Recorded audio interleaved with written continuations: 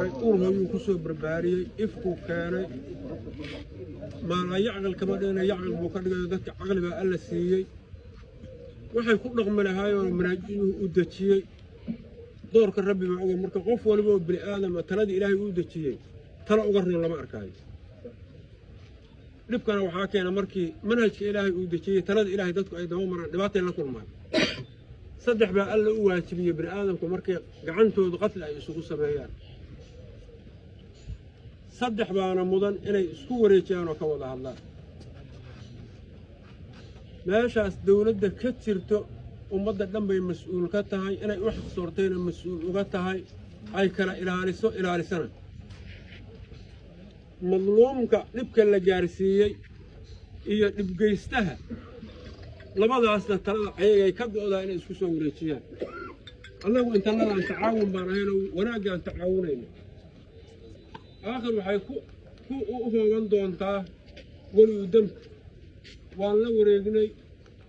sida ehelku noogu wareejiyay madaxda degmada ay noogu wareejisay sida uu u wareejiyay waa ula wareegnay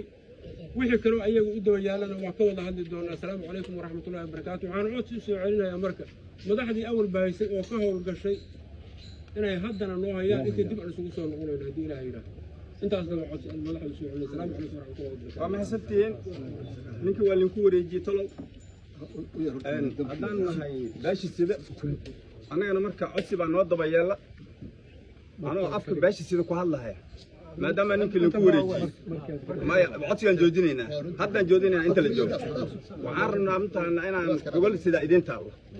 waxaan rabnaa inaan inla xaajoon oo aan kala hadalna arrinta ninkaan annagana codsigaasaan wadanaa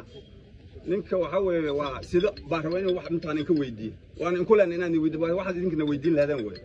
waa nagu leedahay waan idinka aqbalna okay okay diyaar la wareeg waxyar bismillaahi